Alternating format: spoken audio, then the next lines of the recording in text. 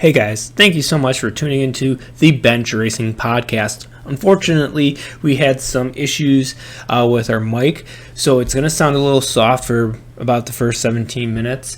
We did figure it out, and there will be a warning before it goes back to the normal sound. So please enjoy this episode, and thank you so much for tuning into the Bench Racing Podcast.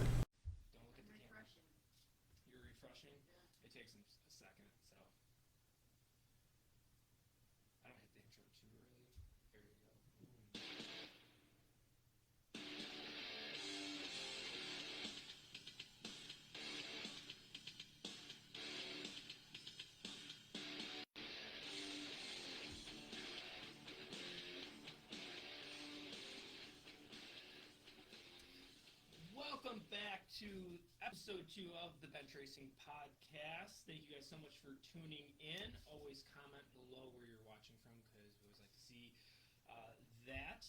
In studio, we have not a cool cat, the cool cat, Tommy Colburn.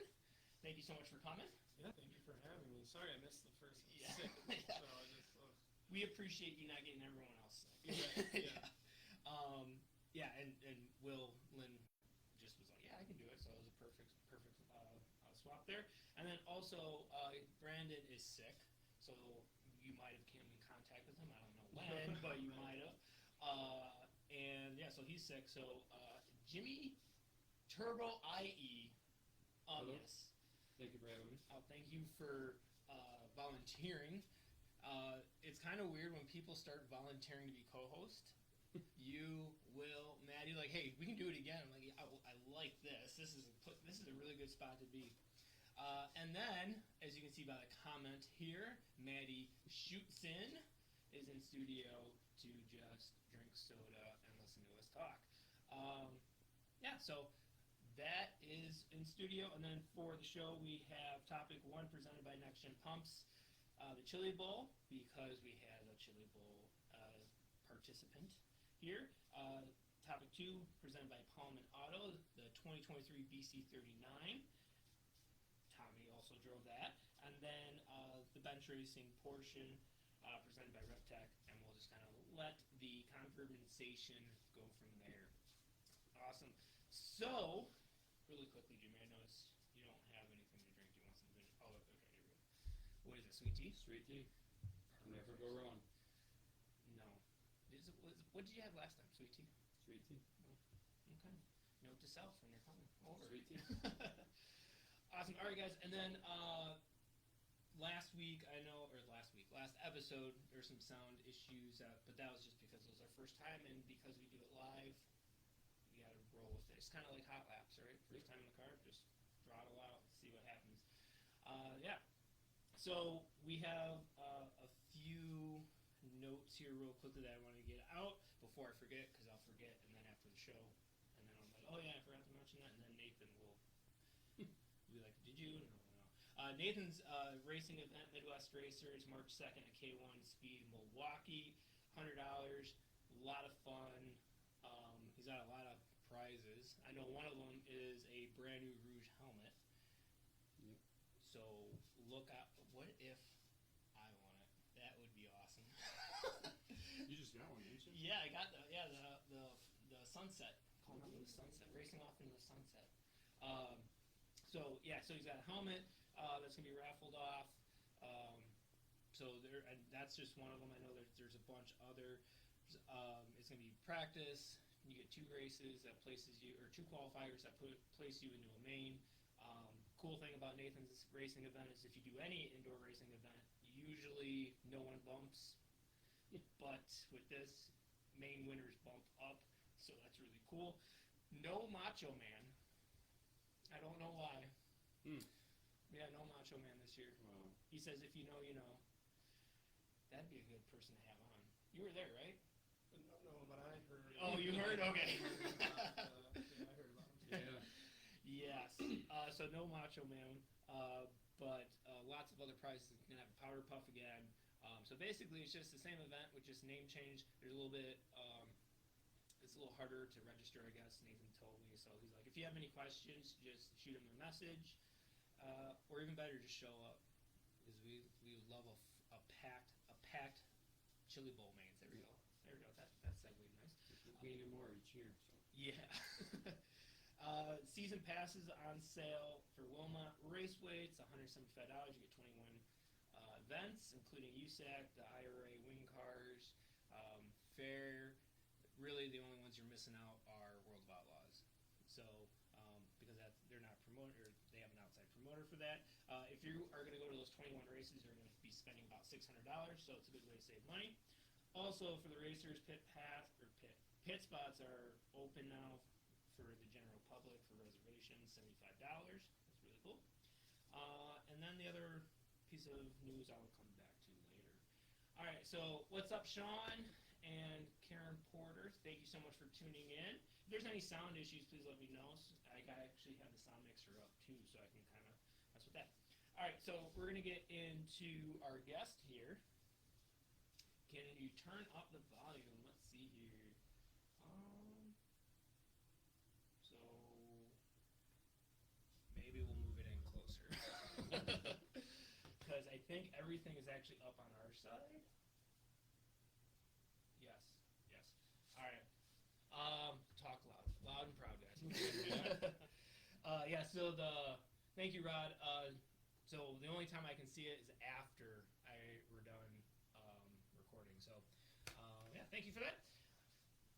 Tommy, you have usually I ask our guest why the number you picked, or what number you're running, why you picked it. But you've been 66, 99, 1, 2, 1 HD. Am I forgetting any others? I was 10A. Oh, 10A. I was 10A in the Badger car last year. Okay. I ran Matt Reipel's car. It was the 11M one night. Then the other time I ran it was the 17M. Okay. I think that's it. I don't think 66. I was in the 66 car. 66. Yep, for 2 Okay. months. Okay. And then, if you could be a number, what number would you be if you could pick any number? Oh, 2. That was my number when I was a rookie. That was like my number growing up in sports. Big Scotty Neitzel fan when I was a kid. So he was always my favorite. So that transferred over, and then I liked the shortstop for the Rockies back in the day. Nice. Okay. So number 2 would be, but I get paid to run the number 1 now, so nice. we run the number 1. Number 1. Okay, cool. Awesome. Maddie, real quickly, can you go out and just see how it sounds? Because everything is up. Always fun to do this stuff live. The flag moves. It waves. It's Bill Barty. Jumping around. Nickname, the Cool Cat. How did you come up, or where did you get that one? How did it come up? I know it's a good story. It is a very good story, and it's not necessarily my favorite to tell, but people do like to hear it. So we were at Beaver Dam, and I think we went like 5th to 2nd in our heat race. Really, I think it was my 2nd year, and we had a really good heat race. And we rolled up on the scales, and we were like 4 pounds short. So we went to the back of the B, so we got disqualified, and I went into 4 thinking, I got how many cars to get in, a little amount of laps, and I hopped, I can't remember his name, the 8 car, where the Batman gate. Oh, one of the Waldens, right? Yeah, I hopped his right rear, and I went like corkscrewing, flipping into the wall, and it stopped me on a dime, and it was a bad one. It was apparently one of those ones where everybody's real quiet, it's not like, ooh, it was like nobody said anything. And we got in the ambulance, and they're like checking my, It's really quiet? Okay. Like I had it all the way up, and it was like, Yeah. Okay. Turn it up, yes. All right. So you did, or no, you were upside down, I remember that. And I think Nathan and the crew guys actually beat Yeah, they did. They ran from, if you know how big the pit bleachers are at Beaver Dam, they got from the top row of the pit bleachers, and it's funny because before that B or in the heat race, there's like a framed photo of them sitting up top too. Yeah. And Yeah, then I got in the ambulance. They were like checking my pulse and heart rate, and they like checked it twice because it was so low. And he's like, "Wow, you're one cool cat." That's basically it. And we ran with it. Yeah, and that's how it stuck. All right. Yes, I am trying everything I can on our side. This is weird because like the camera was weird too when I turned it on. But yeah, hopefully it kind of fixes itself. Though I'm just worried that I'm gonna find something and it's gonna go from like 0 to like 1,000. But yeah. All right. Do you have any other nicknames? And the other thing, we just might need to yell at each other too. Right. I do. It was both are from wrecking, ironically. I had it all the way up. You have it all the way up? Okay. All right. Well, I'd rather have it too quiet than too loud. But talk louder, maybe. Yeah. Yeah. Okay. So, yeah, just keep it. Yeah, we'll just You have could to, like pass slide it. Yeah, we'll You could pass it. Yeah. No, so I was at Wilmot for the Outlaw show, and on the start, Tom Eller and I, we came out at 2, and I was like low, and I came up and I hit over the berm. Not anything Tom did wrong, but he pinched me, right? And then I like hit up on the berm. This was like brand new Wilmot berm, like they had just put it in, and it was huge. And we went flipping and barrel rolled and landed on all fours. Mm-hmm. And then they're like the human highlight film kind of came about. It was like I must have signed 100 autographs that night. Are you the 15-year-old that flipped and landed? Yes, I am. Oh man, yeah, I remember that one. That was pretty cool. Like it was like, why did you even have it? Like, why did you even throw the red? Like you didn't need Right. to. You could have kept running. Yeah. Yeah. Yeah. So, what would that nickname have been for doing that? What? Flip in and keep going, like Mr. Oh, what's his name? Evil Knievel. There you go. It fits with the number 1. Yeah, It there does. you go. Evil Knievel. The Harley number 1. Cool. Awesome. All right. So Jimmy here says he's got notes, and is that related to the Chili Bowl or just random facts? Just some bench stuff. Bench stuff. Yeah. Okay. Awesome. So you know what? We actually might move into the. This is gonna be really loud, and I know it's gonna be really loud. We're gonna move into the bench racing portion, just so I can try to see if I can fix these issues real quickly. So, Jimmy, what do you have for bench racing? Pretty much for you. What changed from 410 to deciding to go to wingless? Oh, easy money. Yeah. Well, I'm happy that you're Yeah. closer. Yeah. I wish we could run the 410, but Yeah. yeah. I mean, we still have the 410. That's not. It's just. Yeah, It'll be nice seeing you closer. that's good. What are you most looking forward to seeing? I'm just curious. I've never been told that someone's looking forward to seeing me. Besides Ashley. Potentially championship for the Cranes. There you go. Yeah. Yeah. That. Long overdue. Yeah, I mean, karting championships and sprint car championships, 2 way different things. Yeah. Like with Dave Schutzen, Maddie Schutzen, Elliot. Thank you. You know, those people helping on the backside, because before it was just really just me, my dad, and Ashley when she could make it. So I feel like 2020 was or 2019 was the first year I built a car that can win a championship. 2020 again got a little bit more horsepower between the legs when I came back from racing in Indiana with the crate. Mhm. But then 2022 definitely after running a full season with the 410, now I feel like I can compete for a championship. And now with the crew for this year, I'm like, I think if everything aligns, we're gonna be pretty quick. Yeah. Yeah. Was that better? I changed something. Hopefully, let me try one more thing, because I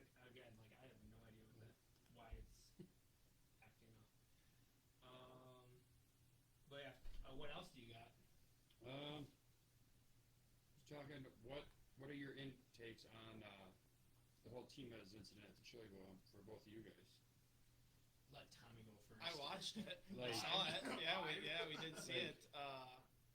I have an opinion on it. But I knew it was the coming to the checkered, yeah.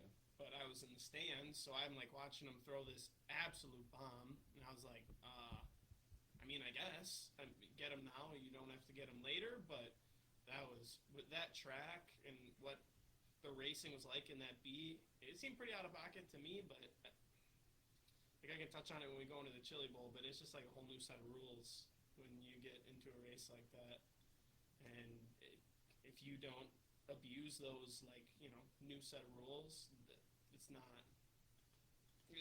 You're not going to do well. Yeah. You got to do stuff like that, and it sucks that McIntosh did it with one lap to go in the B, and they were all going to make it, and it was the fan favorite T-Mez, but that sort of aggression didn't surprise me. Maybe the outcome of the move surprised me, but the aggression did not, especially coming from him too. I mean, he's an overly aggressive driver. He drives hard. He pushes the limits, and he's good. And he's gonna be really, really good. But it just sucks it happened to T-Mez. We all want to see T-Mez in the future, but yeah.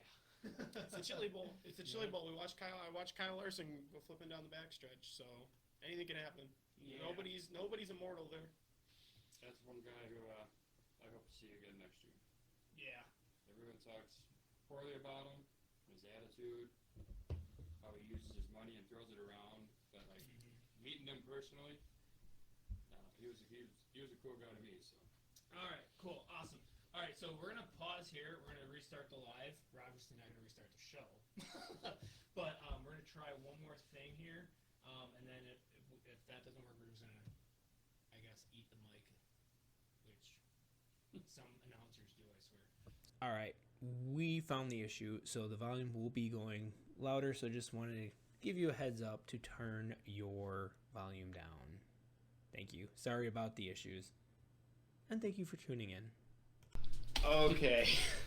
Wow, we are back, and sorry if the volume's really loud, but we figured somewhat of it out. Huge thanks to Brandon Horswell, Mr. Producer, who's not here because he's sick, but always picks up the phone. So thank you, Brandon. All right, It's Maddie, really good. Maddie's giving us a It's thumbs at up. on 2 and as much as it was when it was like full volume. Nice. It's picking you up too now. Really? Yeah, so you're on the show. All right, thank you, Brandon, so much. All right, so now we're gonna get back into the show. That was what we would call repairing the fence, red, where it just really put a stick in your spokes. So thank you for everyone's patience. No more soundboard because I think or the stream deck because that's where it was stemming from, I guess. But yeah, all right. So now to get the show back on the road, coming back to green. All right, so we're in the bench racing portion. Jimmy, what else do you have for us? Pressure. Yeah, no pressure. A question for Tommy is, what and who got you started into racing? My dad's, what do they call that? Midlife crisis? Shout out, Dad. I was just like a 12-year-old kid, right? Like I just wanted to play sports, hang out with my friends, do dumb stuff, and my dad and grandpa and my uncle would drag me to the track, and I enjoyed it because I liked rooting for my dad, but I couldn't have given a crap about race, the rest of it. I just was there to see my dad, and then I went to races as a kid, right? Obviously my uncle raced, related to Todd Hefner, he raced for so many years. I went, and I was comfortable there, but no, yeah, it was literally just help my dad as just a 12-year-old little punk. Yeah, I remember when I first saw the Locks of Gold roll into the pits. Was that 2017? 17 he started. Yeah, that was a really nice orange and black car. I really don't like orange cars. I think that was the Harley Davidson one, right? Yeah. So that was when we had that was Heiser, and then Wisconsin Harley, which wasn't Harley yet because we actually didn't have the Harley we have. That we had a dealership, and then he was the 96.5, which was a radio station. Yep, a number that just irritated me, but hey, 96.5. When they pay the bills, though, right? Right. Yep. Yeah. So I'm gonna feed off of that because my question to you is, when did you know you wanted to race? I think it was. That's a good question.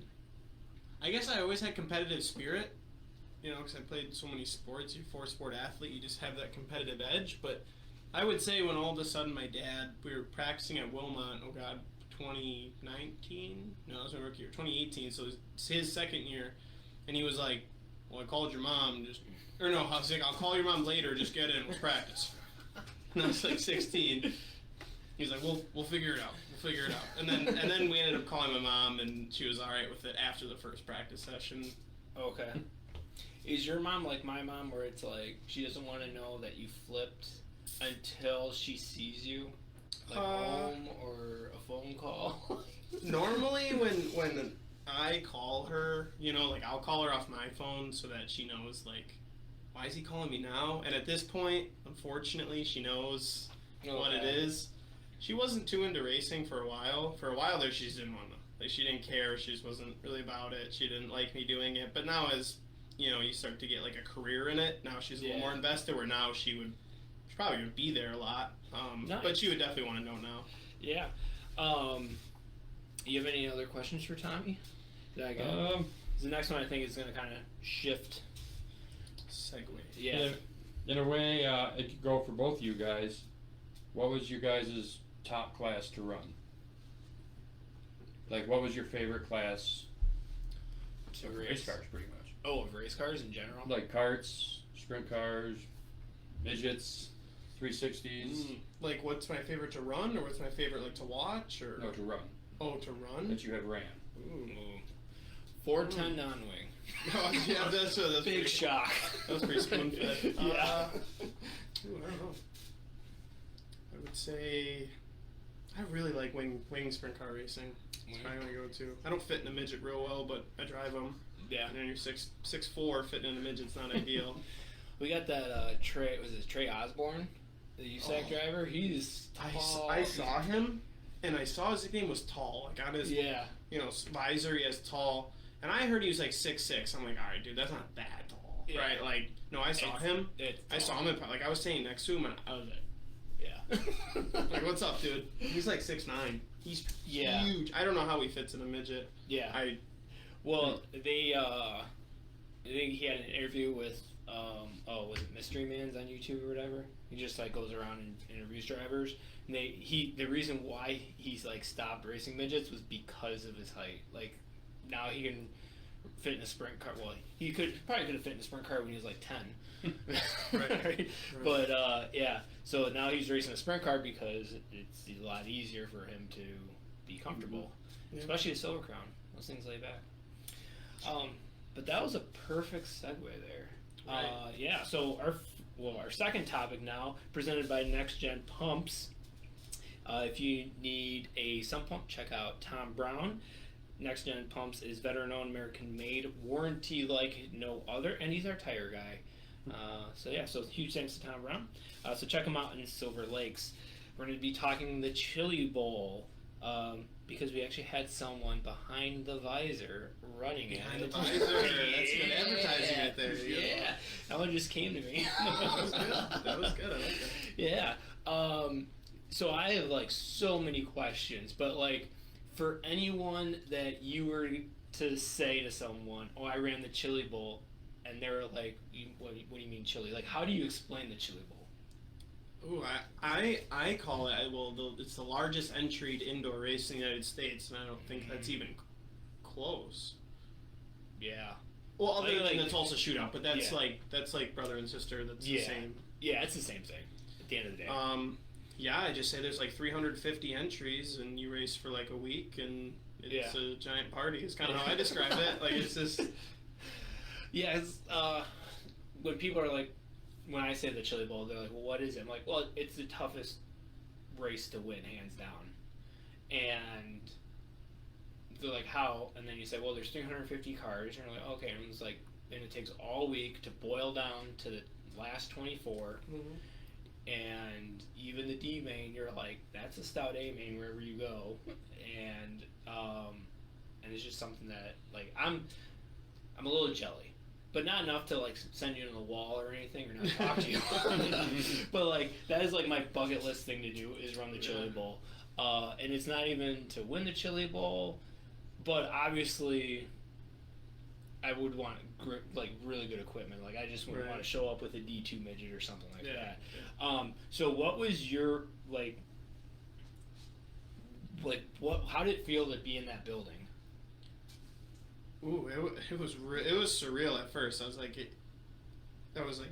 practicing, right? So I was walking around. I mean, I practiced in like the 8th session and then like the 91st session. So it was like I think we went to go get something to eat at some point. Like we need plenty of time. I must have watched like 30 or 40 practice sessions. And it was just the place is huge. Like it's undescribably big, and God, your eyes hurt all the time.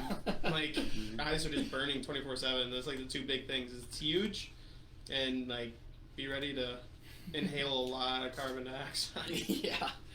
How fast did they look like they were going? Like when the track was juiced up? Oh, that is one other big thing. Especially when you see like rowdies, you can watch them like enter into one, and they're barreling. And you watch it on TV, it's like they're real easy. No, they are hammering. Yeah. Tires are never on the ground, including me. Like never. It's like very common to just never have your tires on the ground. A wheelie's like probably about 50-50. You're either gonna wheelie or not. It's crazy, especially late. It gets up on the wall. Mm-hmm. All you see is like this much of their roll cage as they go by you. You know, above the wall there. Really cool. Yeah, TV does the Chili Bowl absolutely no justice. Yeah, because like that was the first thing that I noticed, like watching Kokomo and then actually running a 410 at Kokomo. It's like you like watching like, oh yeah, you can back it into one, but like when you bury it into one, and the sun is setting over 2, which is odd because what track in Wisconsin sets over 2? It's always usually 3 and 4. Right. So like you're trying to see the wall but you can't, and just how fast they're going into the corner, and then when it gets up to the cushion, like you only see about that much of the roll cage. Yeah. So I knew cheering for you that it's gonna be way faster than Flo could ever do. Mm-hmm. What did you wish you knew before going to the Chili Bowl? How to drive a national midget. Wish I could have had a little more practice in one. We went to Port City, which I don't know if you've like seen racing there or like know what it is. A little, just tiny paperclip, high banked. Like I think it's a 5th mile. Like it's a tough place. And we went there, and we had a bad bar, and it took us like 4 or 5 sessions to figure it out. Like, I thought I just sucked. I was like, let's pack it up. Like, I can't even make a lap. Yeah. And then car owner Gavin Stout hopped in it, and he's like, bad radiator bar. Let's change it. So then we changed a couple things. I finally got like one good session where it felt really good. Like, I was the first one to practice and the last one to practice, but we had those problems. So it was like going to the Chili Bowl and like, one practice session comfortable. It's like, okay, now go practice at, one of the hardest tracks to race on and most competitive tracks to race on in the country. It was tough. I honestly wish I had more experience in one. Yeah. Yeah. The other cool thing is that about the Chili Bowl is it's not the same track every year. Like, it's not exactly the same track every year. Mm-hmm. Like, it's moving constantly because they move it in, they move it out, and to have such a big race there and the track's constantly evolving just by little things like they try to do. Like, I remember a couple years ago where they couldn't get the banking right, so they had to go back to iRacing or something. The numbers that they gave the iRacing, their scans or whatever, and they fixed it halfway through the week. But at that point, I would have been mad, because if I would have ran the first half of the week and been like crap, and then they changed it, like, oh, come on. What's up, Joseph? Thank you, Ashley, and thank you for sending 20 stars. Appreciate that. What's up, Elliot? If you guys are just tuning in, we had some issues. So huge thanks to Brandon for figuring that out. And thank you guys for rejoining the live feed. So we're here with Tommy Colburn just talking about the Chili Bowl. If you guys missed it, he ran Tuesday, which you could pick which night you ran, right? Or is the owner could? Yeah. I mean, I guess if your owner tells you to run a certain night, you're running that night. But no, your like spot gets a choice. Just okay, cool. So you picked Tuesday, which I thought was a pretty good night. Monday you get like all the nervous people out there. Yeah. And then you got the big guys like, Justin Grant and Miller and basically all the Keith Kuhn cars. I mean, they're running every night, but it seems like the majority of them run later in the week. So you ran Tuesday night. Your heat, you started second, and you finished ninth. Just got eaten up. I had like dogs around me. I think I had the 4-bar midget, Shelby Hinton on the inside of me, who's solid. Like, that dude's really good. And then third was Chase McDermott, a name we all know, and then a Coons car, Mariah Eid, right behind me, who's coming to like smacking me. So, and then it's all bottom there, right? Yeah. And the heat race, it's all bottom. You're starting on the outside. You're kind of just dead meat. Got to get down to the bottom, yeah. Right, and they all kind of bullied their way up, and then I think I was running maybe fourth. And then I just did a huge wheelie. You got to be so light with your foot. Those things are insanely powerful, and there's like no weight on them. Yeah. So I just got a little, ahead of myself with my foot, and I was staring at the ceiling, like only lights. I remember I came in, and the car owner Jay was like, "Well, you know how to do a wheelie?" And I was like, "Well, I'll tell you this: the lights are really cool, and they're on. The lights work. They are on. Every single one, not a bulb out." Yep. And then they just eat you up. You're out of rhythm, and then you don't get your rhythm back for another lap. Yeah. And then they're gone. Yeah. And it's like that. One lap. Yeah. Chili Bowl's ruined. Yeah. Done. Well, I mean, look at Justin Grant. He was going to be in the B main, and it was running on his prelim night, third, so he's going to start up front in the B main on Saturday, and just ate the wall, and that put him in the E main, and he didn't do anything. It doesn't matter. Like, that's what another thing about the Chili Bowl is it doesn't matter who you are. Like, you just need luck there because of how much talent is in the building. Right. And good equipment. Like, you walk through the pits, out of the 300, there's 100 that are top of the line equipment. Like, it's crazy. I think there was definitely at least 100 Stantons. I would say probably 30, 40 Toyotas. Wow. And, that's not including your S-Slingers and your Mopars and all that stuff that are still juiced. Like, it's just a lot of good equipment there. Yeah. It's awesome. Yeah. So then Tuesday night, because the heat race finished, you had to run C main 2. Started 15th, finished 10th. So I forgot you were in Tuesday. So I was texting Nathan. I was like, "Hey, what night?" And he's like, "Tuesday." I'm like, "Oh, it's Tuesday. Awesome. Perfect. I didn't miss him." So then I sit down on the couch to watch. Next thing I know, it's midnight. So I fell asleep. Oh. So I missed your whole night, and I was actually really bummed. I was really bummed. I was like, man. But yeah, so you got, 10th in the main. It's pretty good. Yeah, we didn't really junk it up too bad until the M, but there's nothing I could have done there. Somebody spun in front of me, and you got nowhere to go. Yeah. Good segue. Saturday night, put you in M1. See, professional. I wrote it down. We were talking about it earlier. I couldn't remember if it was M or N, but yeah, it's M1 main. Started 5th. Man, you were hauling, dude. You were hauling. I think at one point we dropped back to 9th, and then moved up to 4th, and then dropped back to 6th, and then I think we were in the transfer. I can't remember what the transfer was, but I remember being in the transfer and the car running the hammer down bottom. Just I don't know if he backed it in, but all of a sudden I look, and there's 2 cars in my lap. Yeah. I was like, damn, and that hurt. By the way, I don't know. On TV it did not look like it hurt. That shit hurt.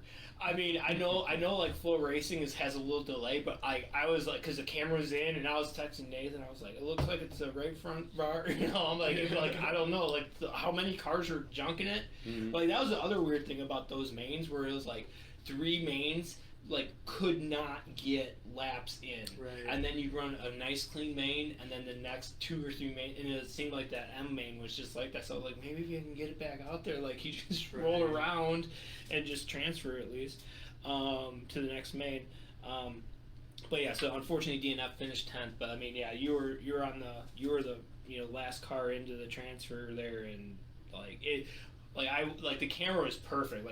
It was as soon as you set the car, and for the guys that race, once you set, that's it. Yeah. Wherever you're going, and with it hammered down, it doesn't matter if you get on the brakes or whatever. It was like just as soon as you set is when those cars started stacking up. Yeah. But man, but hey, you know, you're in the Chili Bowl, and for all the haters out there, he still beat us. Right. And we got, I'll give my crew credit, you know, Jimmy, Nate, Eli, you know, my dad, Lauren, they all represented me really well, so they did invite us back for next year, so you'll see us at the Chili Bowl again. Nice. And same ride, or too early to tell, or? I plan on the same ride. I mean, we're, he said he wanted us back. We represented really well. We had a good time. There were some crews that, you know, they weren't around. They'd show up when they were racing, but like, and then just like not even help the other team cars kind of thing. No, Or- they had plenty of people. They didn't need crew help. Okay. Nate found his way, you know, in to help. Like lugging tires around or whatever he was doing. He found a way to help, but What do you not want to do? That? Okay, I'll do it. right. Yeah, I've never heard Nathan talk so much about like I am doing this.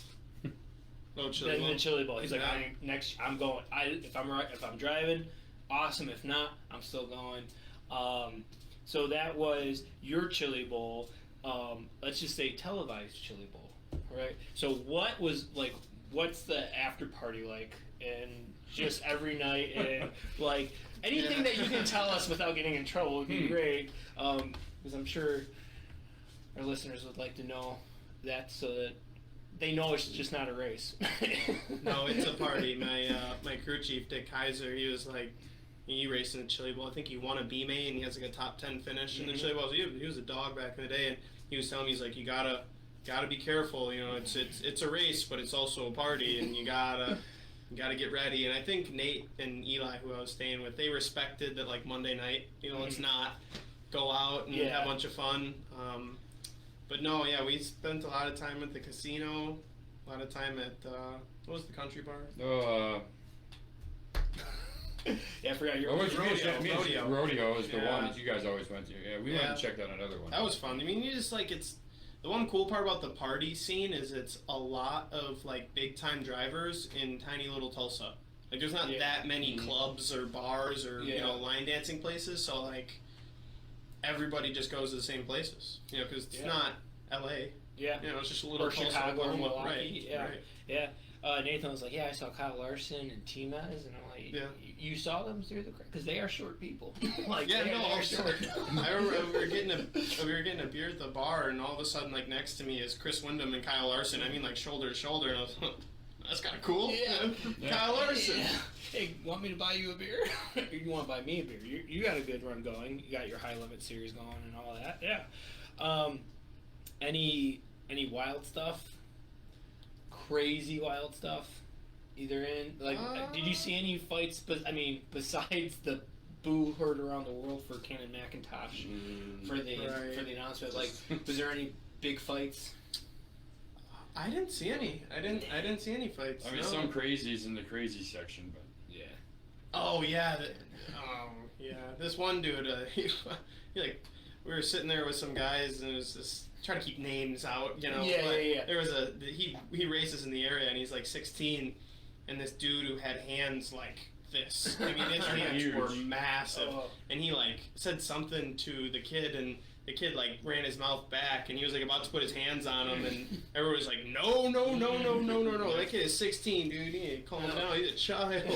And the security guards got involved, and it was a whole thing. But that's the rowdies. Like, that's the rowdies. Like, stuff just happens. Like, it's insane. Definitely, if you go to the Chili Bowl, you need to sit the rowdies.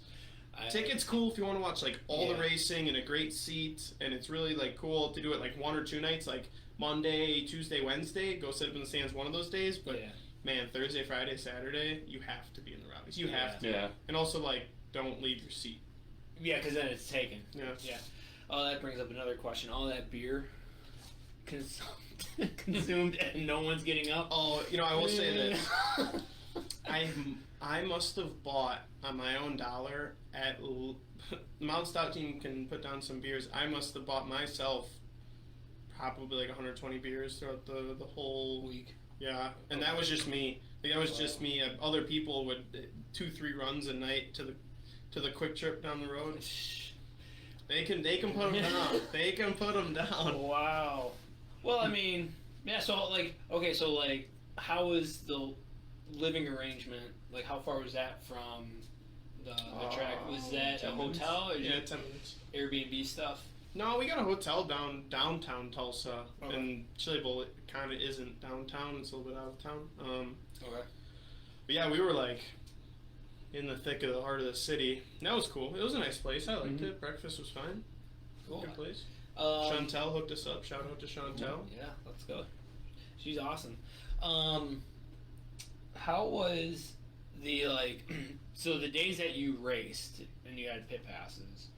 How was that like a smooth process? Because I can only imagine trying to get 90 cars on a prelim night in, and people in and out and stuff like that. Was it chaos or was it pretty seamless? Oh, well, you kind of just hang out at your trailer, and then there's walkways that are always filled. So when you are driving through down the main aisle, people are always in the middle, and hopefully your crew guys yell for them to move. But I wasn't missing them. There's so many people that you just can't miss all of them.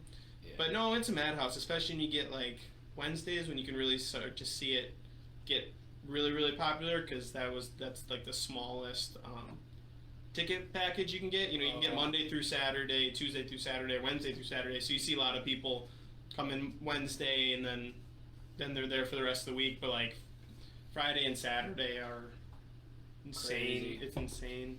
Okay. And then I'm assuming that there's passes for the whole week too for drivers, right? For the drivers. People. Okay. I just had. I just bought a pit pass, and you just leave it on your wrist, and the whole week, and they don't even really check. They just check for Fitbits and iWatches and Right. radios. Did they switch your radio? Or was that only towards Saturday when they started doing I that? think that was the D main and up, and then the A main every night. Okay, gotcha. But no, they did. For those of you Chili Bowl nerds, they did come around for every single time you're out on the track. Somebody made sure that belt's good. You're yes. And, Yeah. I wonder why. He was my teammate, and he's actually a really cool guy. I liked both the Torgensons. Yeah. Quiet guys, but really cool. Yeah. Cool guys. Yeah. No, I mean, hey, really cool and obviously really fast. So the driver we're talking about is the guy that fell out of the midget last year. Right? That was last year, or was that 2 years ago? That was last year. Last year. That was last year. Yeah, last year. Flipped and just kind of came out of the car. Which there's a lesson there, and it was probably getting maybe a little too lax when you have 300 and something cars, right? But yeah, no. So guy came out of the car, and it's an unknown driver too, kind of thing. Where you're like, Torgerson, who's that? But I mean, he started front row of his prelim that night, and was running 4th or 5th. So he's quick, and He's good. yeah, and he did pretty good in This year. Yeah, I think he was 11th in his prelim night, and then he ran the C or something. He had a good run. He's good. He's running full-time extreme with Mount Stout. Nice. So you'll see a lot of him if you like midget stuff. Nice. What's the difference between the midget, the way the car feels, midget to a wing sprint car or to a wingless? What would you say the main differences are? I don't even think they're even the same. Not oh my god, no. The wheelbase way shorter. That 4 cylinders is different too. It's hard for me at least. It's harder to hear when I'm getting out of it, and you want to keep those things wound up too. So when you do get out of it, they're rough. I mean, it's tough. I only drove that national car maybe 6-7 times. So, where I really did it. But for Badger, you just really can't get out of the gas. The one thing I'd say is they're just violent. Everything they do is you're catching instead of you're really making sure that it's just not gonna want to flip on itself, it's trying to rip itself apart. Where I think a sprint car is a little more like a boat, a little more. They're a little more longer wheelbase. Your tires stay on the ground all the time, a lot more, unless you're in a big old 410. But yeah, I would say just violence in that wheelbase is the 2 biggest things. Everything happens so much quicker in a midget. Yeah. That's the one thing I noticed coming back to a crate was Like a big It boat. just feels like a street stock. Like, it just, Right. nothing against street stocks, but it's just more of like, doesn't really get up on the bars as hard, doesn't Right. really transfer as hard. Because like the 410, you get up on the right front pretty quickly. Same thing, I'm probably with the midget too, right? Yeah. With the national midget. Awesome. What are you doing or your plans for 2024? That anything that you can say or not say or whatever. Well, we're doing the IRA for about 20 shows. We're doing all the ones in the area. You know, Wilmot, Plymouth, Beaver Dam, 141, Angel Park, normal stuff around here. We're not going to go travel to Indiana and their Minnesota swing and their Dakota swing and Iowa swing. It's just, we don't want to travel that much. Stay in the area. It'll still be a really fun season. A lot of double headers. It's nice. It's like a lot of double headers and then like 2 weekends off. Yeah. Which is a really nice schedule. I like that. Go hard for a week, get really into the shop for that week. Your weekend is really fun, and then it's like, all right, take a full week break. Yeah. It's not touch the race car for a week other than washing it type Yeah. thing. So, and then Badger's kind of up in the air. Not sure yet on that. Definitely leads on that front, but nothing locked down yet. Okay. I'd like to. I really liked Badger. It was like a family. It was like a family like no other. Like Fireman's Nationals. The Amy. I guess it's just like Quinn and Amy run a fantastic, class, and it's honestly like, arm in arm kind of thing. Everybody's really, really cool with each Yeah. other, and families fight, of course, but that's what it felt like was a family. Honestly, Nice. it was really cool. Nice. Yeah, I'm kind of looking at the Badger midgets a little bit too. Like, it'd be cool. Like, the other thing too is with the Badger midgets, like, you can't take your Badger midget and go run a Kokomo against them, but at the same time, I mean, the few Badger midgets that were there at the Chili Bowl were kind of hanging they were pretty solid. So it's because it's indoors. Like, you don't need bigger motor is better, but like, you don't need the huge motor. And you know what you're getting too. No, like nothing against Parker Jones and Wilty. Yeah. They had a great run, and I got a lot of respect for those dudes. But they knew what they had going in. Yeah. They knew exactly what they could get out of it. Yeah. Where I think a lot of the field is like a late model driver who hops in a top of the line, Right, Stanton. yeah. So it's like Yeah. they were really, you could tell they were confident in how they drove, and they didn't do anything they knew they weren't capable of. If you really watched them, Yeah. they didn't, their features, they didn't leave the bottom.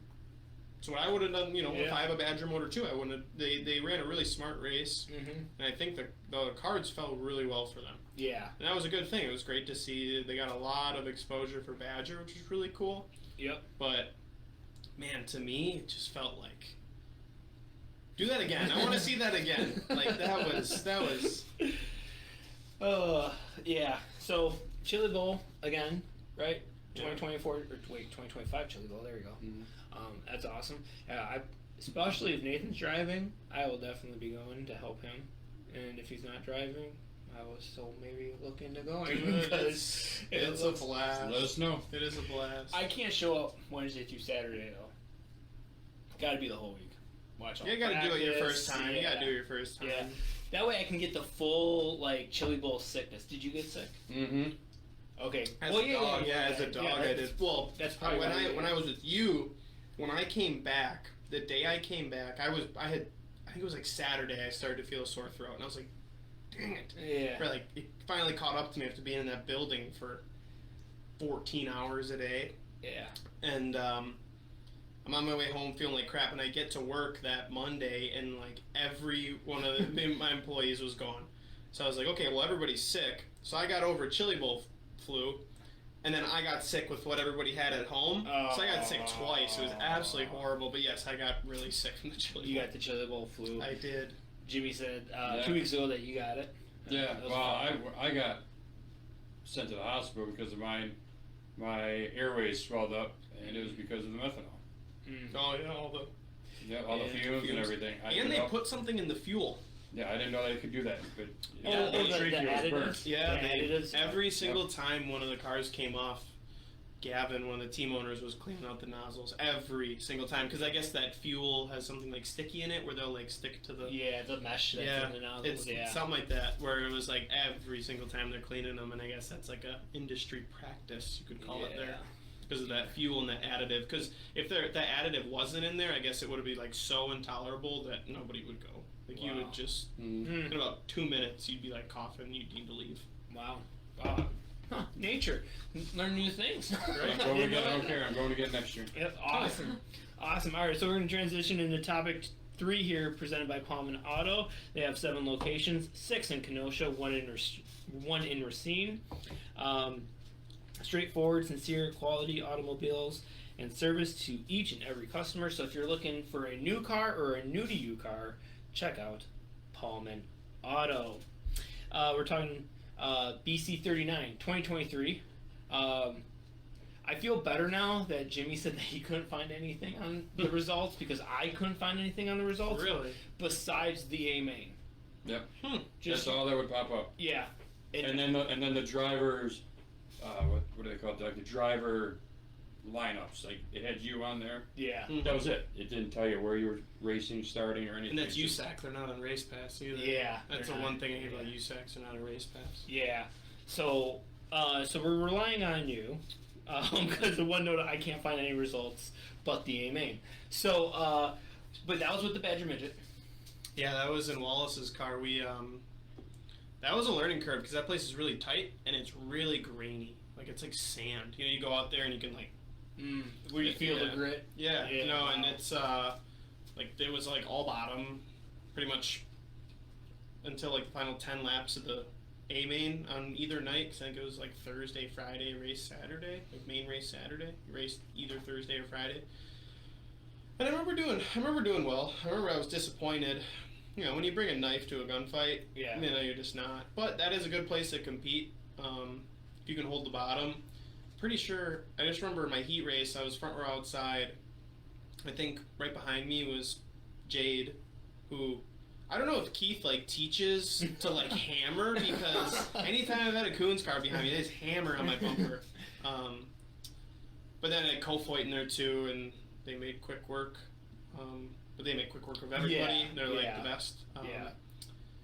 And I remember in our, I think it was a C main on Saturday, we were in the transfer.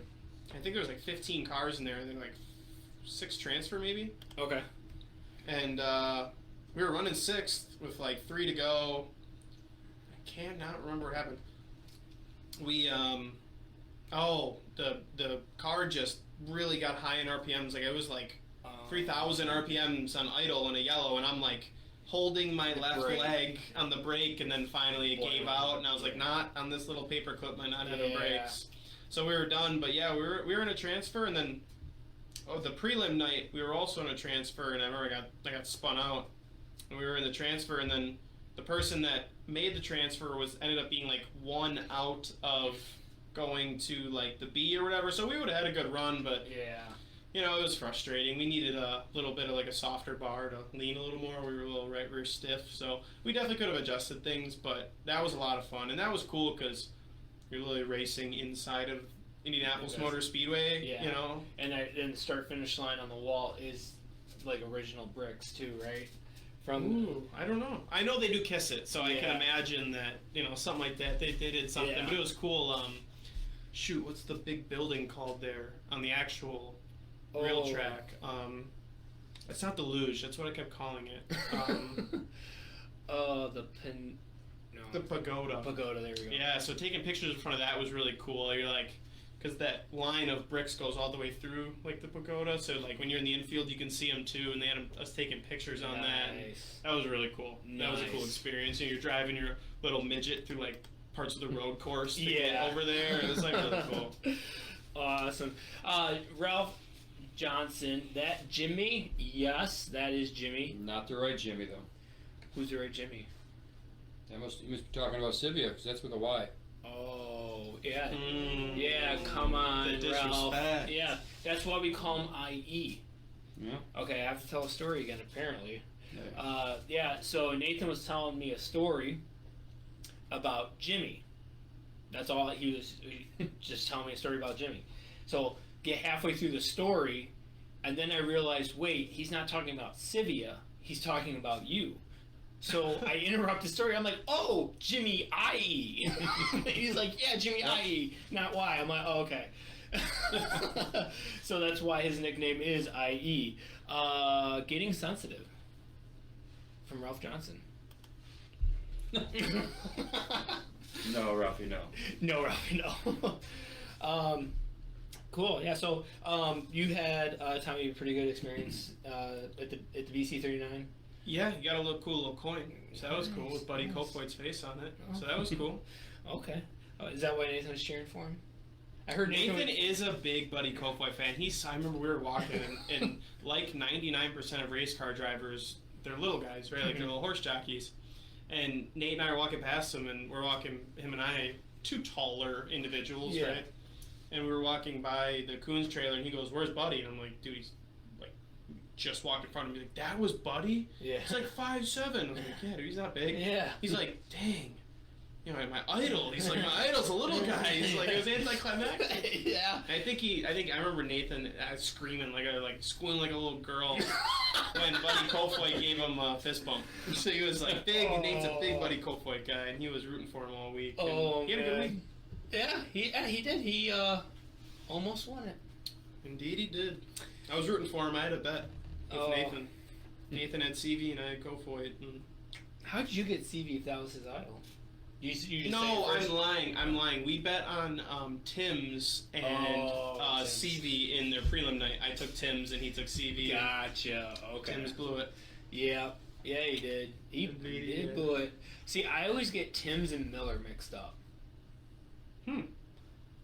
Tim's and Miller, it's like, oh yeah, they're because one's in the 67, one's in the 97, Yeah. and then they're both like a red orange cars. Yeah, the Eibach, whatever Yeah. for Gavin Miller, and then the JBL car. For Yeah. James, And I always get them mixed up if I'm just trying to like. If I was an announcer, I'd get it wrong all the time.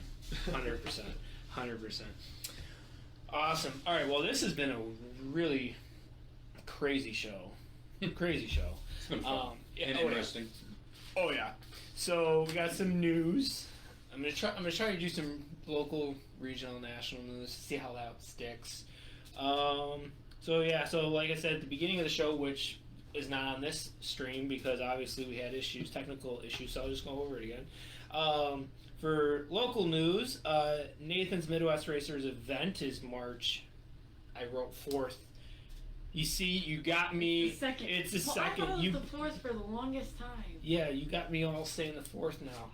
March 2nd. Nathan's racing event is March 2nd at K1 Speed, Milwaukee. $100, lots of fun. He's got a lot of raffle prizes, so check that out. Also, Wilmot season tickets are on sale, $175 for 21 events. That includes the USAC event, the IRA, and then all of your local hero races. If you're going to go to all those 21 events and not buy a season pass, you're looking at $575. Dyslexia there. Thank you for kicking in. And then also Wilmot's pit stall reservations are now open for everyone, $75. So head over to Wilmot Raceway's page for season tickets and also to reserve your pit stall because they're going fast. I asked if the back 40 is reservation or like open all year, and they said open all year. So I think we're just going to park in the back 40. All the spots that I want are taken already. I mean, where do you like to park, Jimmy? um, Just for our audio listeners. I'd say by the grandstands. It's just like when I was with Grandstands you. or the pit stand? Pit stands. stands. Okay, pit stands. Okay. Because it was just convenient for Kyle Yeah. and stuff like that. So I mean, really, I like to be where the action's at. Yeah. So it's pretty boring in the back 40. So I mean, that's where all the Manic guys are, and they're pretty wild sometimes. No fans come to the back 40. oh, they do when Ryan Tiny Horse Johnson wins. Yeah. Taylor Johnson, which he is going to be a guest. Yeah. Coming up. So hopefully he's watching. I saw him today Yeah. at Antioch Pizza. So Oh, nice. I forgot to say hi. Nice. Ralph Johnson here. You running 604 again? Me? Yeah. Like ever again? I wouldn't count that out, but this year, I don't think so, no. No? Okay. Focusing on the 410 and some other projects. Awesome. In regional news, the Hill Raceway, Door County. You, Derek. Oh, me? Oh.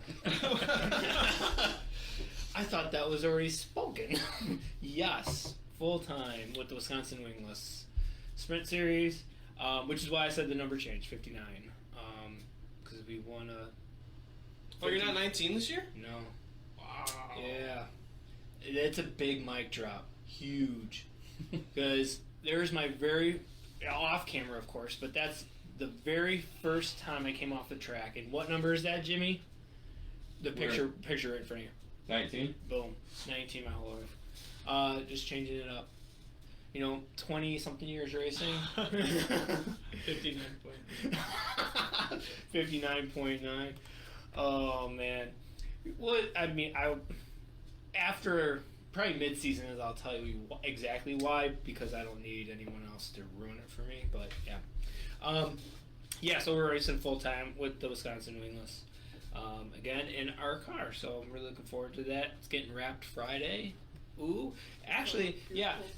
We were accepted for the World of Wheels in Milwaukee, which is February 23rd through 25th. Yes, I believe. I get that one and the one in March mixed up all the time.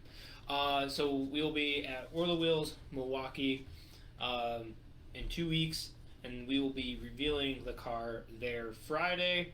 We'll obviously be posting pictures Saturday, Sunday, but if you want to see the car firsthand, not that this car is that special, but it's definitely the best looking car I've ever had. So I'm really excited about that. So come by World of Wheels, Milwaukee. And we were talking a little bit before the show. You're unfortunately not going to be there. And Badger Midgets are not going to be there now.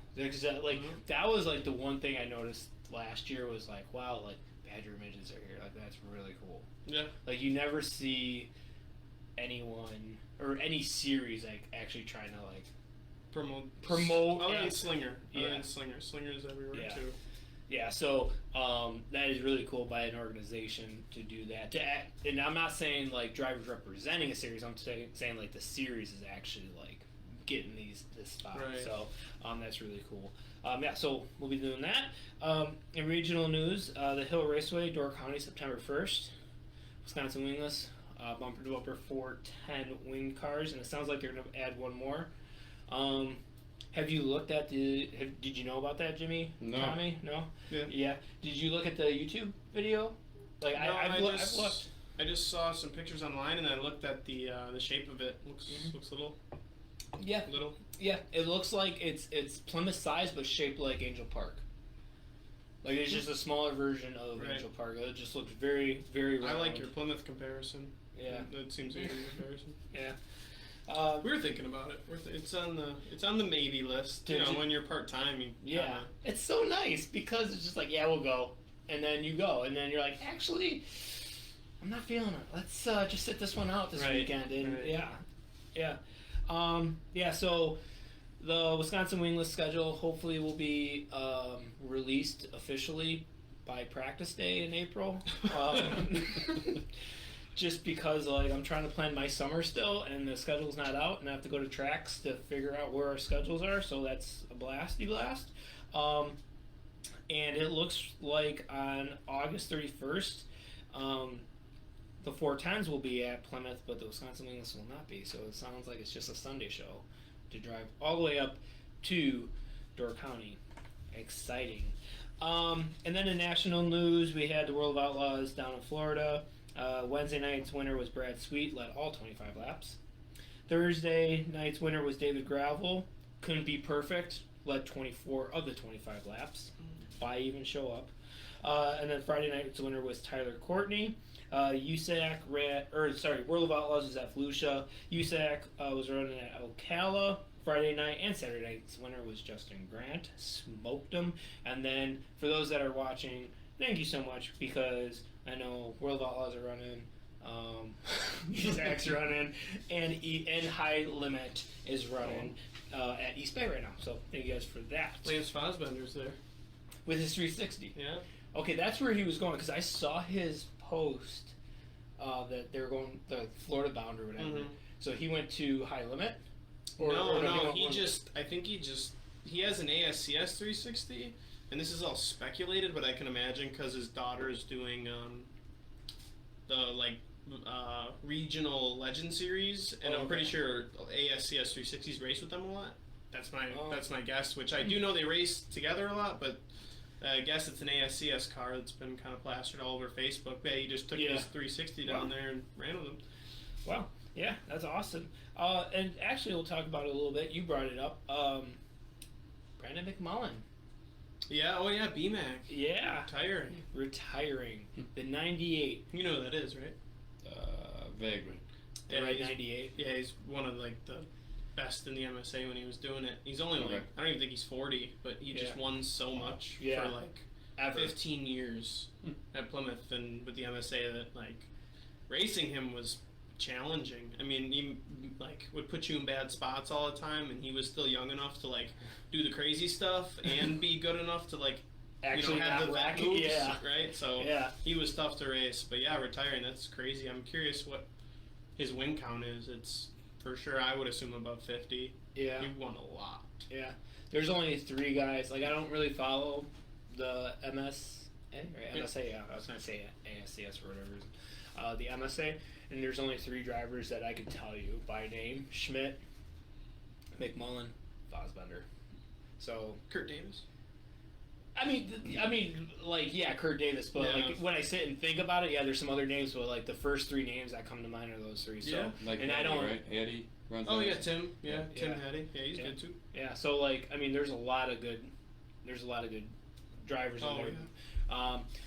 Joseph here, Lance can't run tonight because he didn't have the fire. Oh, that sucks.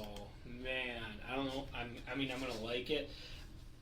What do you feel? I mean, we're transferring back into the bench racing kind of right now, but what do you feel about if you have to run a fire suppression system?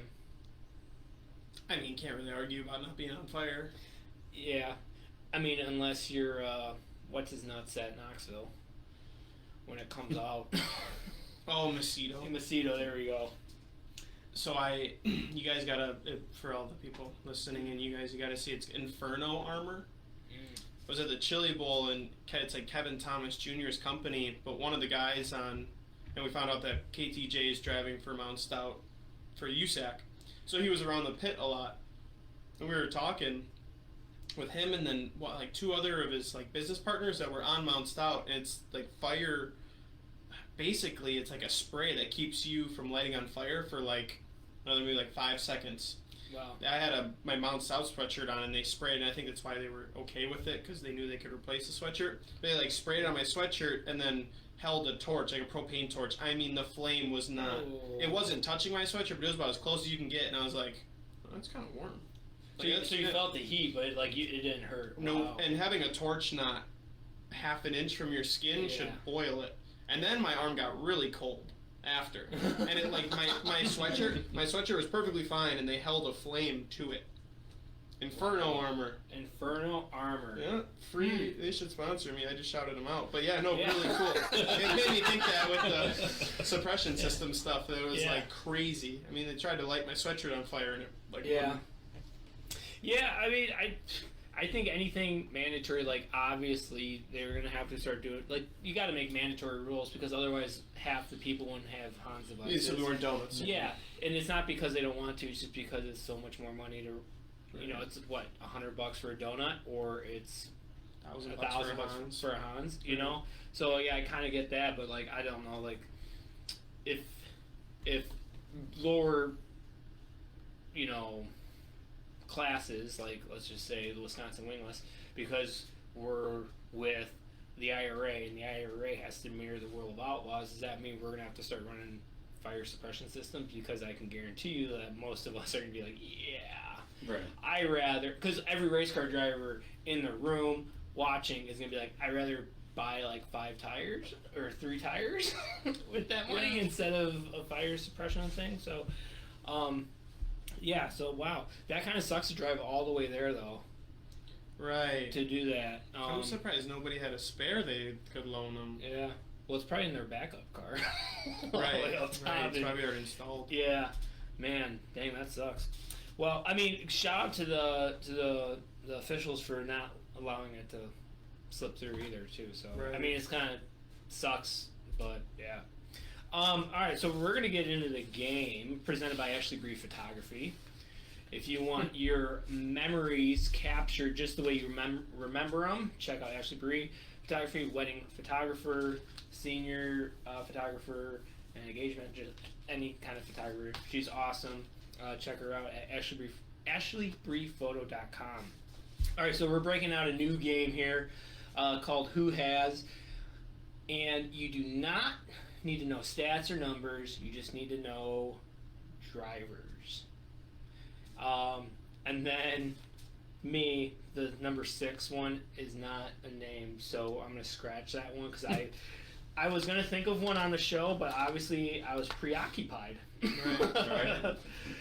Okay, so we have 5 questions here, and 2 of them have 3 correct answers. So if you can get all 3, then I'll just keep giving you guys points, and hopefully each one picks one of the 3, so we can go from there.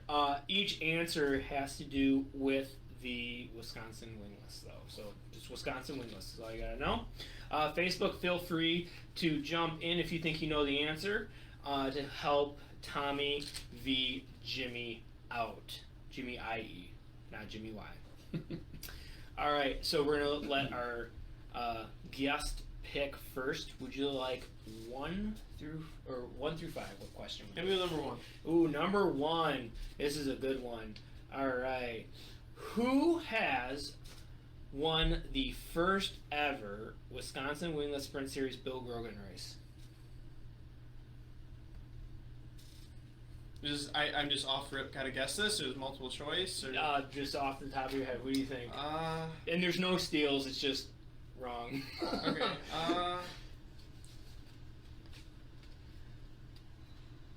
I'll go Todd Lear. I don't know. What was the first year of that? The first year. Oh, my mouse is on the other screen. The first year was. Oh, we got Hafford Morse Works. Tater, what was the first year? Was it 2018 or 1918? That's the handshake race. That's the one that Alan puts on, right? Yep. Yep. Who won the very first one? You. Oh no, No, that's 2020. 2018. 2018. Jordan Matson is my guess. Yeah, that is wrong. Unfortunately, we have the winner. Oh, is it Alan? It's Alan. Yeah, Alan Hafford won the very first one, and let me try to right here so I have scores. All right, Jimmy, 1 through 5, or 2 through 5. Sorry. Do it for Dale, number 3. Number 3.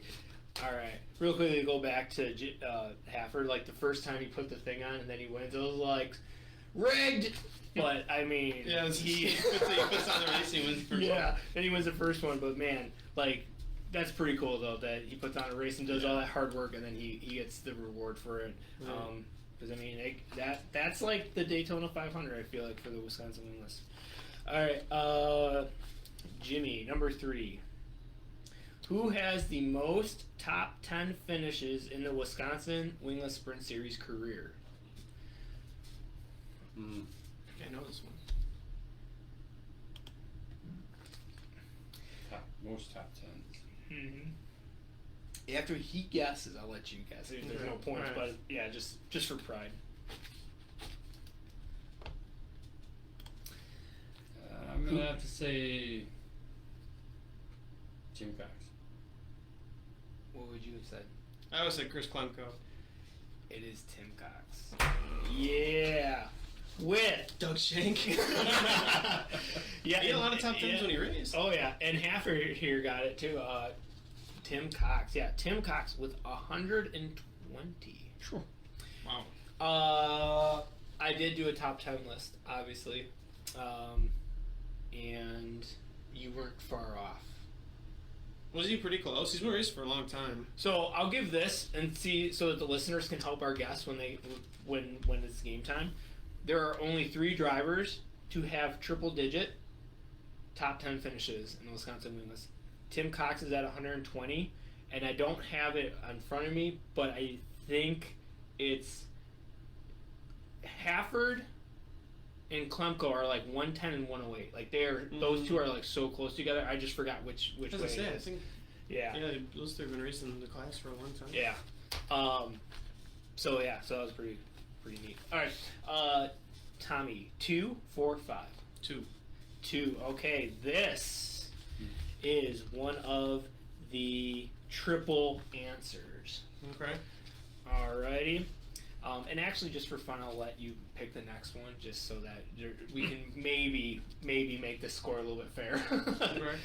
All right. Who has the most Wisconsin Wingless Series feature wins in one season?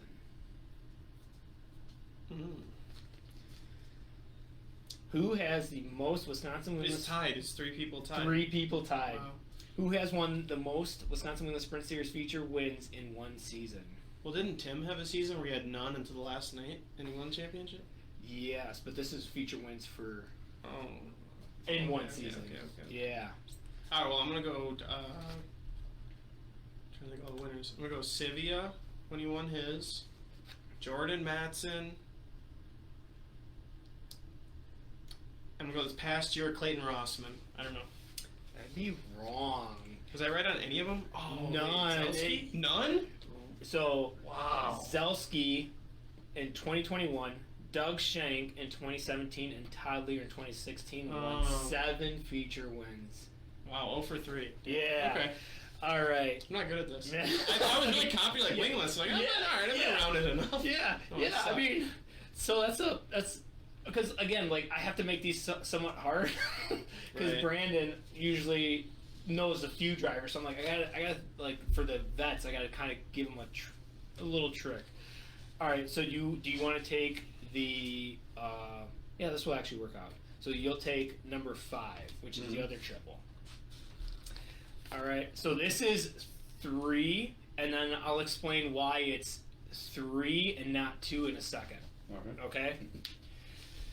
Ryan Zelski, 71 and 16 don't count. Cheating. Oh man. Well, I mean, how are you cheating in 16 if there's no tech? I mean, yeah. All right, Jimmy, who has the most A-main starts in 2021? So A-main starts. There's 3 of them. There's 3 of them. So, I think back. so that was when Nathan drove my second car. Yeah. There's your timeline. And that's all the hints out of it. I'll give you the number because the number. I want to. Nate, would Nate be one of them? Because Nate did, if I remember right, I think. I'm trying not to give anything away. Facial expressions. Who has the most A-main starts in 2021 in the Wisconsin Wingless? Let's go. Selsky. Do you want me to tell you yes or no, or do you want to wait till you No, see we'll it? do Selsky, Klemko, and you. Oh, 2 for 3. Zelski and Chris Klemko with 27. So you were the wrong answer? I was the wrong Okay. answer. It was probably Nate. I It was had Nate? no. Oh, No, you're off. You're off. I had in 2021. I had a whole month of not making features. Really? Yeah, Hmm. it was after I wrecked the car at Angel Park. When I Okay. came back, it changed a week. There was a bunch. Because I think of that's when I changes. started working with you guys. Was around the that green time. cars, yeah. Yeah. The third correct answer is Ryan Marshall. And the reason why... so the answer is 27 A-main starts. But the reason why Ryan Marshall's in air quotes is because he was trying to start the main and someone drove in. Oh yeah, Trinity. Yeah, there you go. Yeah. Okay. Yeah, So, like, I remember that. yeah, he that was gonna start on like the pole or something. Yeah. Too. So because of that, they took his start off because he actually didn't technically start. But I'm like, yeah, no, That's tough. yeah. That's tough. Yep. All right, and then back to Tommy for the last question. Who has never missed a Wisconsin Wingless Sprint Series event? And I'm saying, like, in the history of the Wisconsin Wingless, back before it was even the IRA. So that's how far we gotta go back. Oh wow. Trying to think of the OGs here. Chris Klemko's too easy. It can't be Chris Klemko. I feel like he might have missed for a 410 race at some point, maybe. Who's he? Like Dan Wade's an OG. Is it Allen? He was not, no, Allen's, I'll give you a hint there. Allen started in 16 with me. Well, so you didn't race that first year when there was like Yeah. 3 of them. There's so I call them the six founding fathers. Let's just say that. There's 6 of them, and you already named 2 of them. Oh crap! I'm gonna go. Chris. Chris Klemko? Yeah. That is correct. Hey. Yeah, there we go. You got one. Wasn't like Sully a founding father too? No, I think he came in 16. That wasn't a sick fall, but No, Fall was racing IRA Yeah. until like Oh, yeah. 2019 or something. Yeah. So final score: Jimmie with 3, Tommy Tom Eller? with 2. Tom Eller? Tom Eller. Yeah. So your Did your founding fathers was Chris Klemko, Dan Wade, Doug Shank, Todd Lear, Crusher Walden, Yeah. and I can't. It was a white Hobbyland sponsored number 5 or something. I can't think of his name. Oh, he had the lightning hauler, right? Yeah. Patrick Haynes. No, right? not Patrick Haynes. No, he only ran 2015. I think he got out of it. Oh. Yeah, I think he only ran 2015. I want to say he was a street stock guy before, but it wasn't Dustin. Dustin's never ran. No, another Dustin. Oh, Another Facebook, Dustin. help us out. Yeah. Yeah. Who is the final? Yeah, who's the final one? Because I'm not gonna be able to sleep tonight. If there's a reason why I'm not gonna sleep tonight, it's gonna be like, why didn't the mic work with everything? It worked last time perfectly. Oh man, so wow, that's been a very interesting show. Bunch of reds. Just one of those nights where it just knocks you off your rhythm. So we're gonna kick it over to the IE Turbo here. Who would you like to thank? Oh, he's got notes. No notes. Oh, no notes. Just look professional. Yeah, Okay. got to. I want to thank my wife Chantel for putting up with me coming out here more frequently now, allowing me to go to the races and be part of multiple teams that I'm a part of. Yeah. My kids Dylan, Moraine, and Savannah for pushing me kind of in a way to do this stuff, because eventually that is my dream, is to get into a race car, and race full time.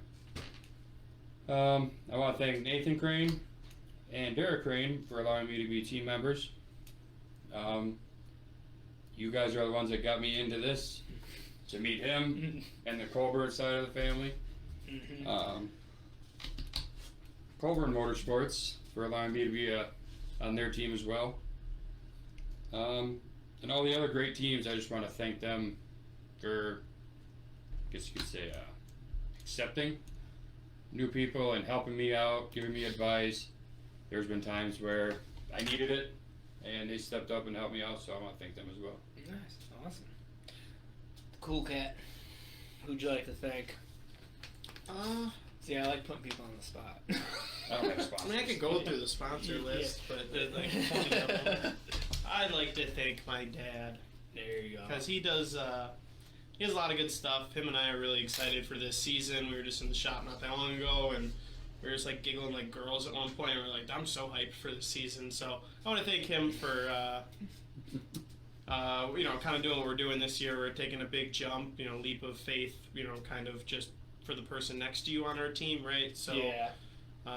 Thanks for putting this all together. I'm excited for a fun season. Yeah. I could go down the sponsor list, but I'm not doing that. Oh, okay. Are you sure? Because I am. We'd like to thank Heiser Automotive, LD's Barbecue, Mad City, Lake City Heating and Cooling, Harley Davidson Museum, Motor Bar and Restaurant, Harley Davidson, Nicolay Law, Elko Truck, Novus Home Mortgage, Got it. Garson and Shaw, St. Vincent de Paul, R&H. That might be it. Bailings, Hefner Race Products, and I think that's it. Yeah, that's it. Awesome. That was a laundry list. Oh yeah. We got a couple. Yeah, just a few, right? And if you forget or if you remember any, just feel free to jump in. Okay. Yeah. All right. So on ours, I'd like to thank Pullman Auto, Next Gen Pumps, RepTech Manufacturing, Rouge Helmets, Ashley Bree Photography, Painters Plus, Pit Road Apparel, Bay Nelson, Jack's Helmet Design, Pinnacle Media Productions, BoltonNuts.com, Daybreak Church, Mirror Image Coding, Toro Tents. Whoa, when did you sneak in? Ashley just looking. All right. And then also Family and Pit Crew, my beautiful wife, Ashley Bree Photography, Mom and Dad, Mark and Gail, Big One fan Kyle, Nathan, Ladders, Dave Schutzen, Elliot, and my youngest brother Caleb, and of course Lauren and Cooper, because that baby is super cute. My nephew's cute, and I know it. Caleb, your secret word is, man, I really hope you figure out your sound and mic issues. That is your secret words. Maddie, would you like to add anything?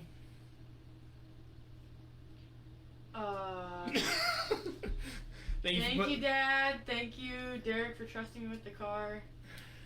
Yeah. Nice. I'm glad you put that sound effect to your facial expression too, instead of just muting. And then huge thanks to Brandon, Bestest Mensch, for Coming in clutch. Coming in clutch. Sorry if it's been really loud, but it's better than having your volume all the way up at 100 and still can't hear us. But yeah, in 2 weeks we'll have it figured out, and I better have it figured out because it's going to be a rowdy one with Ryan Zelski. It's going to be a good one. Hey, we actually went through that whole show, and not one person brought up the post. I'm a little shooketh. What post, Derek? What post are we talking about? The one you sent me. What was that post? Don't look at me. Yeah. About the Midwest Racing? If you know, you know. But yeah, let's not get banned. But again, guys, thank you so much for tuning in, and especially for tuning in again, even with our sound issues. And we'll have it figured out for the next show in 2 weeks, which is February 26th with Ryan Zelski, the madman himself. And yeah, so it's a great way to stay in shape. Thank you guys, and see you in 2 weeks.